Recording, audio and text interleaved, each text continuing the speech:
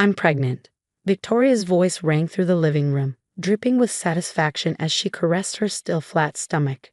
And as your father's widow, I've decided his fortune will go to my child. My true heir. The crystal tumbler in my hand felt suddenly heavy as I watched my stepmother's lips curl into a triumphant smile. The same living room where I'd spent countless evenings with my father now felt foreign, filled with relatives who shifted uncomfortably in their seats.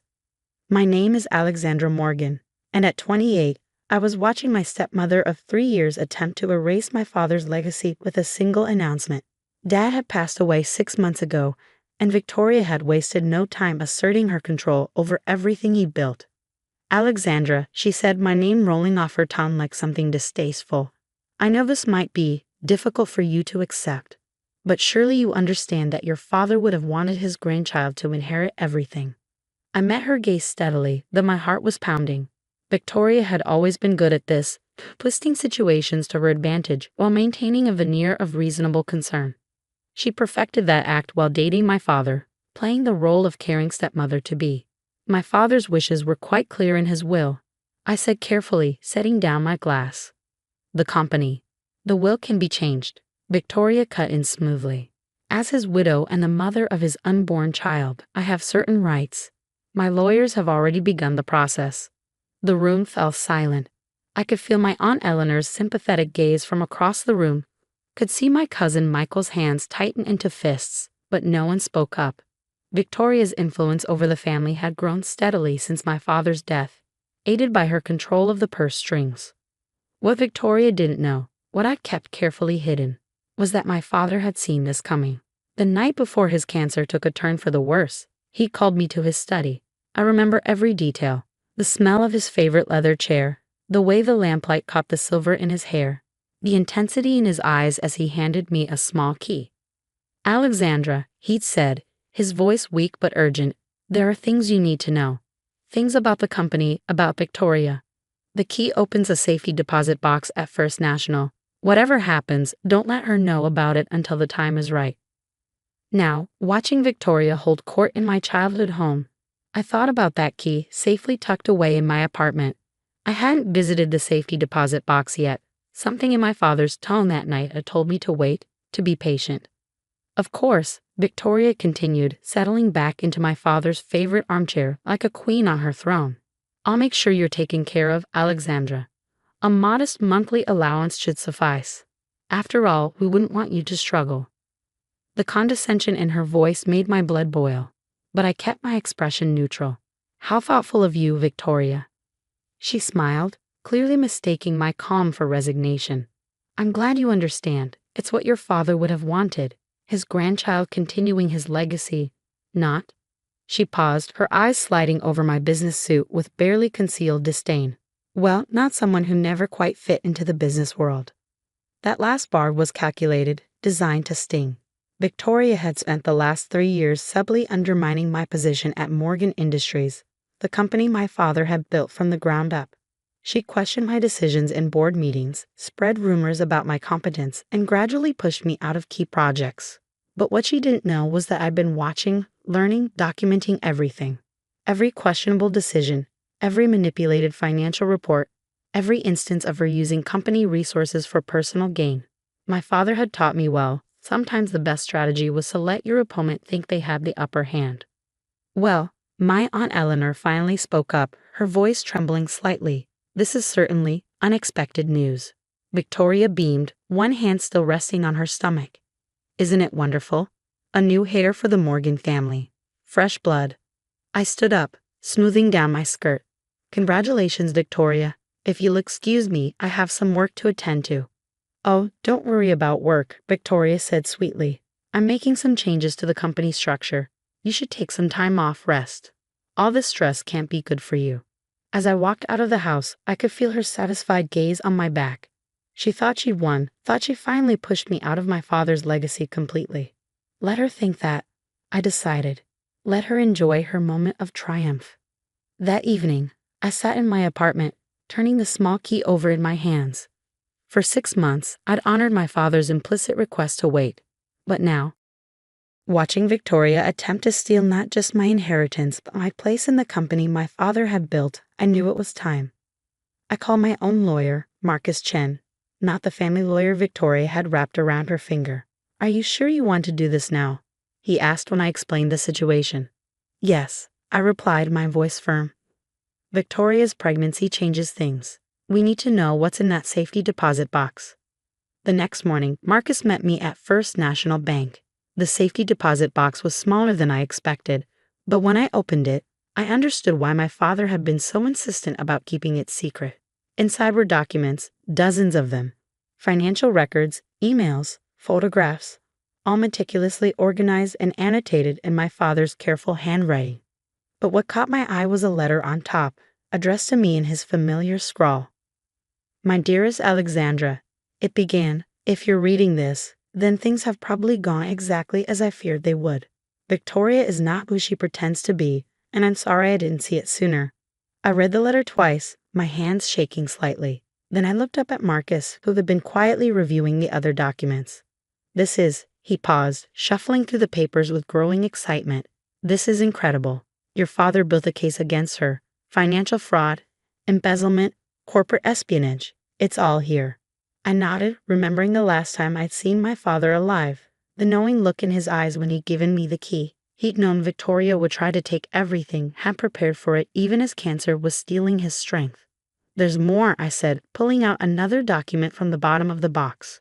Proof that she's done this before. 2 other wealthy men, both dead within years of marrying her.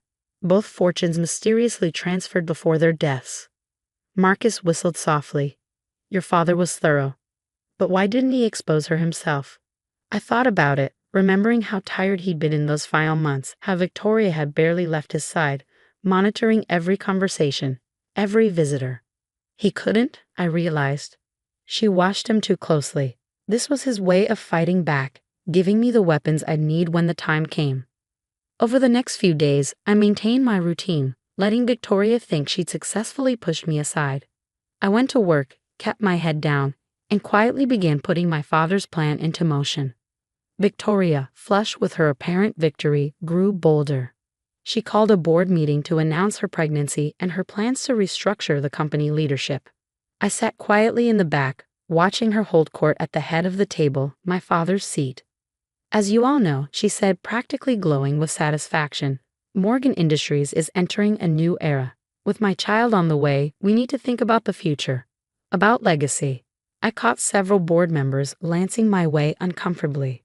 They'd known my father, had watched me grow up in this company, learning every aspect of the business from the ground up. Of course, Victoria continued, some changes will be necessary. Alexandra, she turned to me with false sympathy. I think it's best if you take an extended leave. For your own good, really. I met her gaze calmly. Whatever you think is best, Victoria. She smiled, clearly pleased by my apparent submission. But as she turned back to the board to continue outlining her plans, she didn't notice me checking my phone, confirming that everything was ready for tomorrow. That night, I could hardly sleep, thinking about what was to come. I reread my father's letter, drawing strength from his words. You are stronger than she knows, Alexandra. Smarter. She sees what she wants to see, a threat to be eliminated. Show her what I've always seen, a daughter worthy of everything I built. The next morning dawned bright and clear.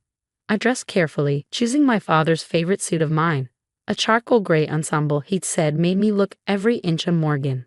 Victoria had scheduled another board meeting, planning to formally announce the changes to my position in the company.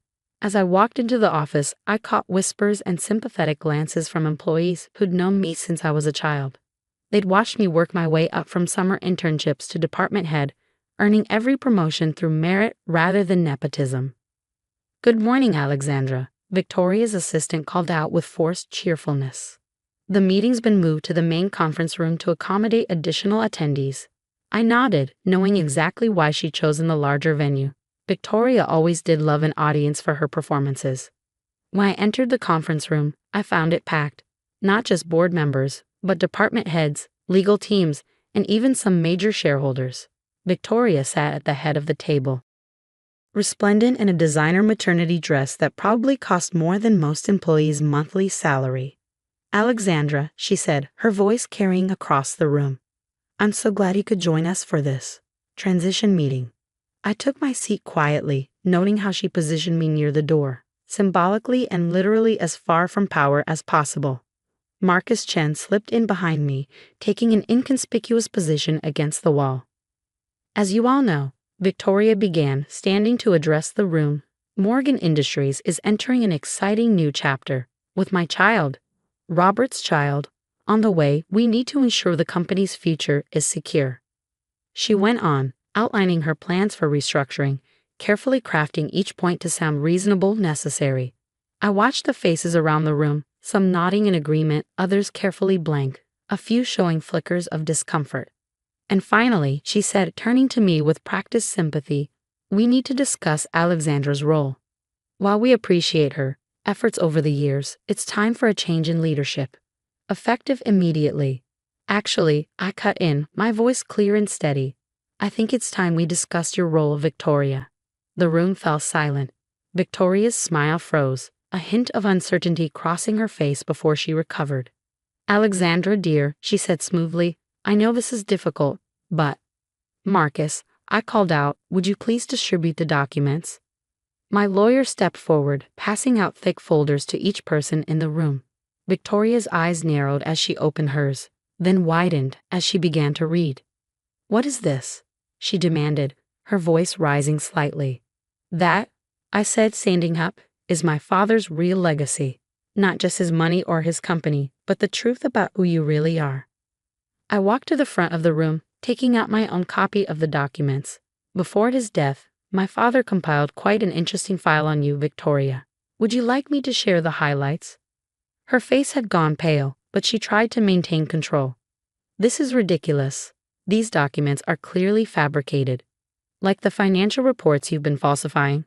I asked, turning to page 3. "Or perhaps like the offshore accounts you've been funneling company money into. The same pattern you used with your previous 2 husbands before they conveniently passed away." Gasps echoed around the room. Victoria's hand trembled as she flipped through the pages. "This proves nothing," she snapped, but her voice had lost its usual confidence.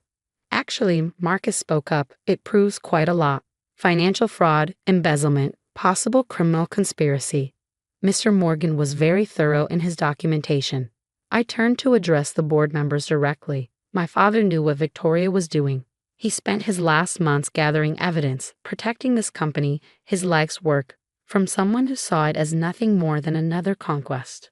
Victoria slammed her hand on the table. "I'm carrying Robert's child. You can't." "About that," I interrupted, pulling out one final document.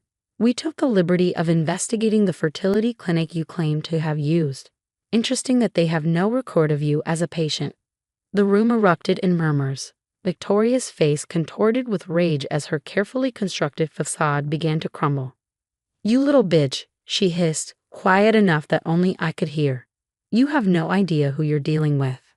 I leaned closer, keeping my voice equally low. "No, Victoria, you had no idea who you were dealing with. You saw what you wanted to see, a naive daddy's girl you could easily push aside. That was your mistake." Turning back to the room, I raised my voice. "I've already provided copies of these documents to the SEC, the FBI's Financial Crimes Unit, and the District Attorney's Office. Victoria isn't just losing her position here, she's facing serious criminal charges." The next hour was chaos. Security escorted Victoria from the building as she screamed threats and accusations. Board members huddled with legal teams, reviewing the evidence. Throughout it all, I maintained my composure, just as my father had taught me. Later that evening, as I sat in my father's old office, my office now, I found myself looking at his photo on the desk. The same knowing smile I remember from our last conversation seemed to shine back at me. "You were right, Dad," I whispered, running my fingers over the frame. She never saw it coming. The weeks that followed were intense. Victoria was arrested trying to board a private plane to a non-extradition country. The pregnancy was revealed as a complete fabrication, just another tool in her manipulation arsenal. The investigation uncovered even more than my father had found. A pattern of fraud and deception stretching back years. 3 months later, I sat in a courtroom watching Victoria being sentenced for her crimes. She'd lost everything. Her freedom, her stolen wealth, and most importantly, her power over my father's legacy. As security led her away, she turned to glare at me one last time. I met her gaze steadily, thinking about how different things might have been if she actually seen me for who I was instead of who she assumed I was. The company recovered quickly once the truth came out. Employees and board members rallied around me, many admitting they'd had doubts about Victoria but had been afraid to speak up. Under my leadership, Morgan Industries not only stabilized but began to grow in new directions. 1 year after Victoria's downfall, I stood at my father's grave, placing fresh flowers beside his headstone. The morning was quiet, peaceful, so different from the chaos of the past year. "I wish you could see it, Dad," I said softly. "The company's stronger than ever. Your legacy is secure. And I finally understand why you always told me that knowledge was more valuable than money." I touched the smooth stone, remembering all the lessons he taught me. About business, about people, about patience and timing. He'd known that Victoria would try to take everything, but he'd also known that I was strong enough to stop her. As I walked back to my car, my phone buzzed with a text from Marcus. Another of Victoria's hidden accounts had been discovered, and the recovered funds would be returned to the company. I smiled, thinking about how she underestimated not just me, but the power of a father's love and foresight. Back at the office, I settled into my chair, my father's chair, and looked out over the city skyline. A photo on my desk caught my eye, me at age 7, sitting on my father's lap in this very office, both of us laughing at some forgotten joke. Victoria had thought his legacy was about money, about power and control.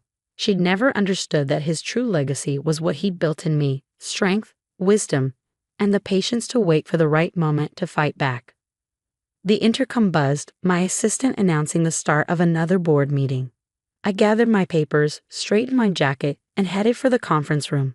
The company needed me, and I was ready, just as my father had always known I would be. As I walked into the meeting, I caught my reflection in the window. For a moment, I saw what my father must have seen all along, not just his daughter, but his true heir, capable of protecting and building upon everything he created. Victoria had thought she could erase me from my father's legacy. Instead, she'd forced me to prove just how much of his daughter I really was, and that, in the end, was worth more than any inheritance she could have stolen.